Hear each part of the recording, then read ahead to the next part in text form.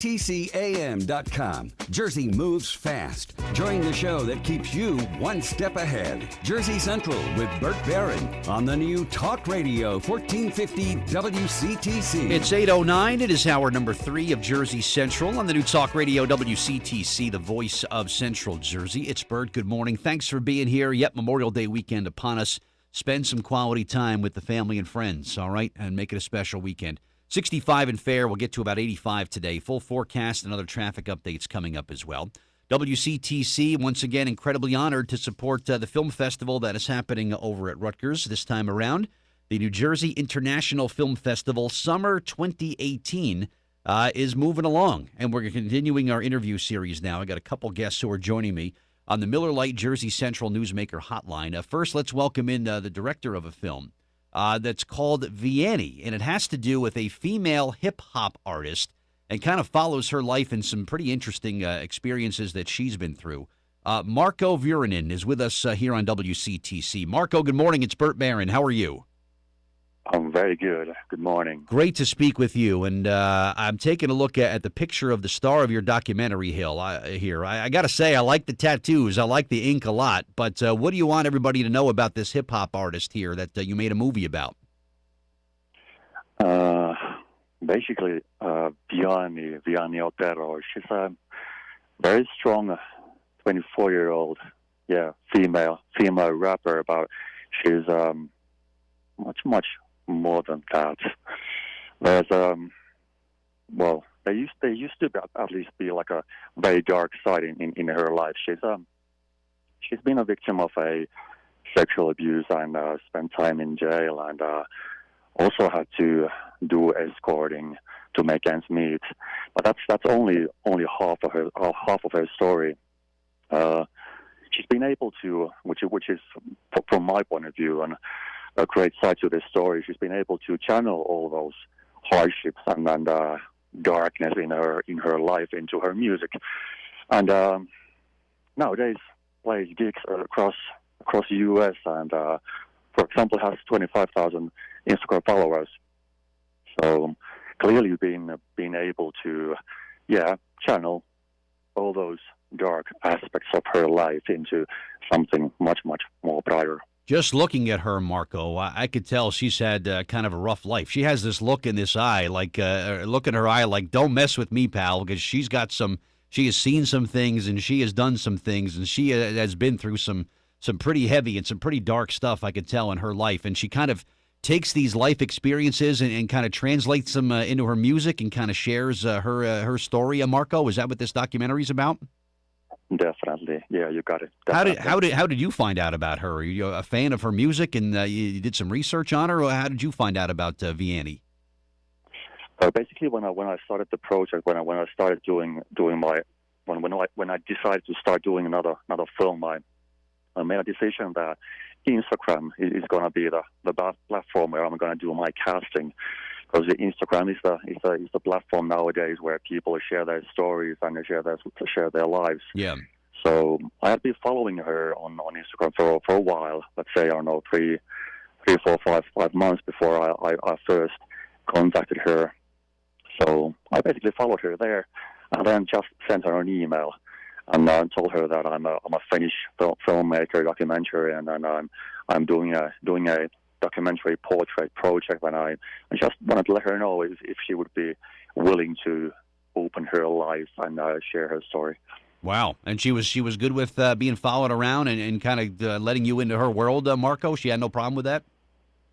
Yeah, clearly. From the very first second when I actually saw her, we got along very extremely well, and somehow we were able to find that trust that is needed in a project like this, because it is an adventure, and of course there has to be a lot of trust among us, me and her, for her to be comfortable about sharing her full life story without anything left behind. Wow. All right. Well, I want to do some more research on her and check out some of her music myself. And your documentary film, by the way, is going to be shown on Saturday, June 2nd, as part of the New Jersey Film Festival. There's 3 films that are going to be shown that night. Your 55-minute documentary about her is going to be the third film shown. And you'll be doing some Q&A with the film there as well. And she is joining you also for the Q&A. Is that right? Yeah, which I love. I love it that she's going to be there as well. When we were filming, she kept on repeating that she's an open book, and she's willing to go through all her ups and downs, and she's an open book. Wow. Well, for a documentary filmmaker, that's best case scenario right there. Someone who's not going to hold anything back, right? I agree, and I didn't only contact her when I started the project, but clearly, yeah, as I told you, the first time when I met her, it was very clear to me that she's able to do this. She's so articulate, and yeah, she has the rough edges, but she also she truly has a heart in the right place. So she has the both sides, and she's able to talk about her life very honestly, very unapologetic, in a very unapologetic style. So truly remarkable person. Awesome. I want to find out more about her. Before I listen to any of her music, Marco, do I have to make sure there's no little kids around the room? Has it got some bad words in her rap music there, or what? Maybe a few, word. Right? Just one word? All right. All right. Well, I'll make sure that there's nobody around who might be offended by a bad word. So, but Vianney is the name of the film, a documentary. It's going to be shown coming up on June 2nd. You happy with it, Marco? Was this kind of what you expected? You pleased with this film you came up with here? Definitely. Good for you. And her artist name is So Icy Trap. Her real name is Vianney Otero, but her artist name is So Icy Trap. So Icy Trap. I like that. Okay. So Icy Trap. All right. Well, I'll be checking that out. Definitely. All right. Marco, thank you for the time this morning. Congratulations on the film, and have a good time at the screening coming up next weekend. And great meeting you and great speaking to you today, okay? Thank you very much, Bert. Have a good day. You as well. Thank you. All right, we're going to continue our interview series coming up in 60 seconds, but first let's get a traffic and weather update first because it's 8:16. Let's get the traffic information now from Tom Colangelo.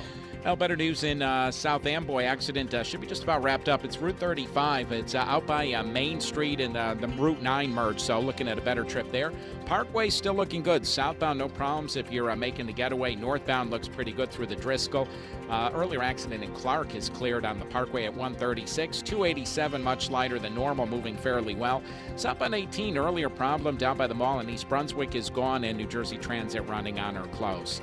I'm Tom Colangelo with your 1450 WCTC traffic update. Now the 1450 WCTC forecast. Well, as we finish out the work week, today is draped under sunshine and high pressure, so beautiful afternoon is going to be setting up into the mid and upper 80s. Then into tonight, it's clear. It does start to turn a touch muggier overnight down to the mid 60s, but that humidity really ramps up tomorrow, Saturday, to start the Memorial Day weekend. We'll even have a chance of a late day shower and thunderstorm, which could be potentially heavy into tomorrow night. Highs, meanwhile, before then, upper 80s at around 90. Then a backdoor cold front is going to set this all back on into Sunday. Cloudy skies and also showers and storms possible throughout the day as we cool into the low and mid 70s gradually, and then into Memorial Day itself looking a little bit drier. That's a better trend from yesterday.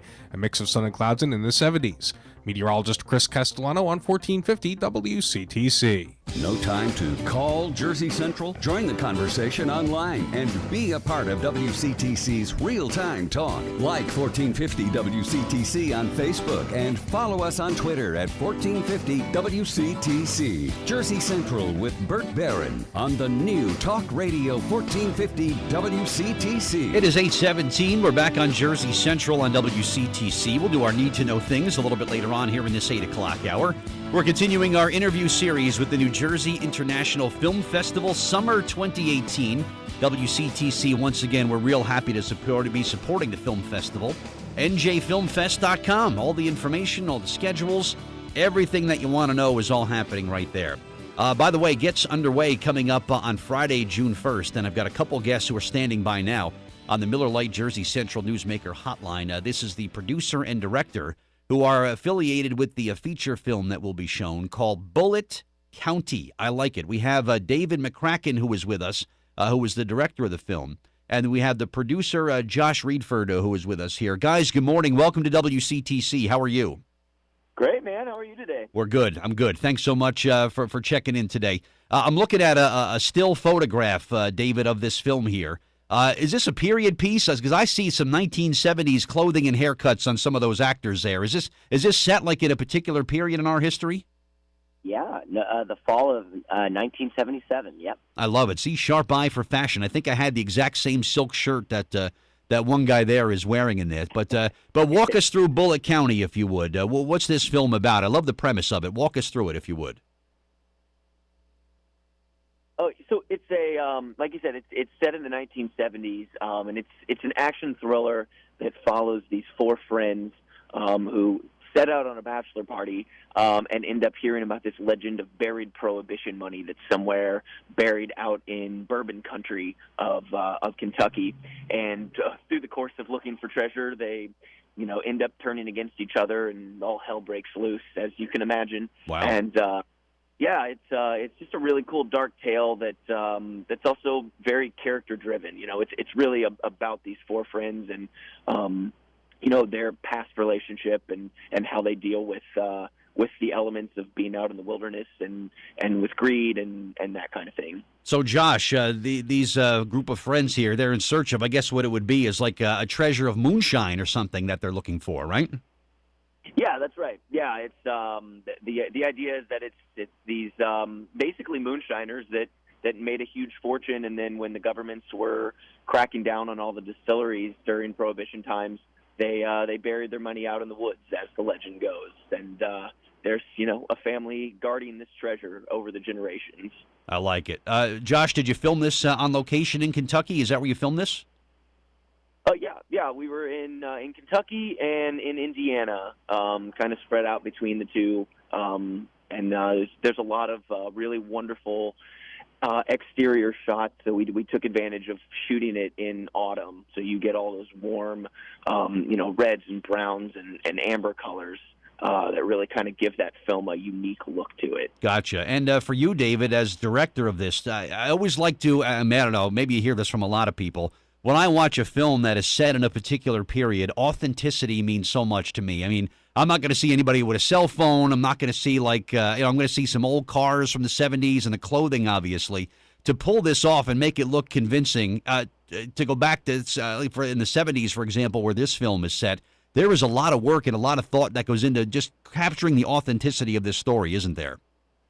Yeah, there's a lot of that, and you have to just kind of have a careful eye on a lot of the subtleties, we'd shoot inside and make sure that you don't see a digital thermostat, things like that. It's a lot of subtraction more than anything.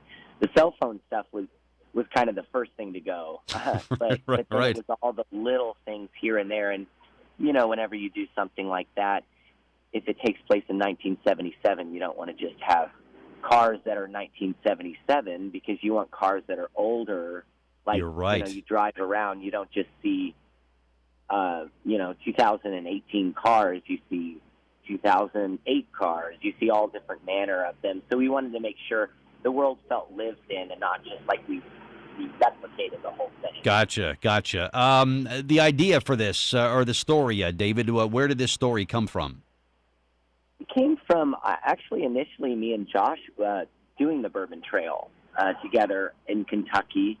And so it was kind of a bonding moment for us, and it was something that kind of, we've been friends forever, and we thought, this is something that friends would have done, and we did do them, and so we thought it was kind of a really good, friend bonding period of time in our lives. So we thought that would be a good set piece for a film. I like it. And Josh, you guys, you go to bourbon tastings, and you guys are aficionados of bourbon, and said, hey, let's make a movie about this. Yeah, basically. I mean, we joke sometimes that we started the whole idea of the movie because we just wanted an excuse to drink bourbon. Well, you probably wouldn't be the first person that took an approach like that where drinking was the payoff. Right. Exactly. But great stuff. You guys, Josh, you guys have collaborated on some projects before. This isn't your first time working together on film, right? Yeah, we've worked together a lot over the years, but this is our first official feature film that we've worked on, and we're pretty happy with this kind of being our best foot forward. Great for you guys. The shooting of this, David, as smooth as you would have hoped for. There's always a couple of obstacles that kind of pop up along the way. But the process of making this film about what you expected it to be? Yeah, pretty much. I mean, you spend so much time trying to hire the right people and work with them and plan on everything so that when things inevitably go wrong on set, you've kind of hedged your bets a little bit and hopefully minimized what goes wrong. So, it actually went pretty smoothly, all things considered. Excellent. Good news. And Josh, I see that you're going to be in town coming up on Friday the 1st when this film is screened. What kind of feedback have you gotten from people that have had a chance to see it already, or has anyone seen it yet? We've been getting really great feedback so far. We had our world premiere several months ago at the Austin Film Festival down in Texas, and then we had some more screenings in Indiana and Kentucky around where we shot it earlier this year, and people have by and large just been really excited about it. I think. It's a lot of times it's not the people that we would expect really like it that do, but it's one of those stories that I think that anybody that goes into it gets something out of it based on where they're coming from with the movie. Good. I'd like to see this. I was a little kid in the late 1970s, and it's always kind of cool to see what life was like when I was kind of growing up there. David, is there somewhere where people can go to maybe just catch a trailer or catch some more information about Bullitt County? Yeah, you can follow us on Mr. Pictures Film on Facebook, Twitter, Instagram. Our website is mrpicturesfilm.com. And, if you check on social media, you can find all of that stuff. Terrific. And follow us that way. Great. All right, Director David McCracken and producer Josh Reedford of Bullitt County. Thanks for the time this morning, guys. Have a great holiday weekend, and good luck with the showing of the film at Rutgers coming up next week, all right? Thanks so much, Bert. Thank you, guys. Thank you so much. All right, we'll continue our interview series again coming up next week. And, of course, as always, you can visit njfilmfest.com for the latest on what's going on with the New Jersey International Film Festival Summer 2018.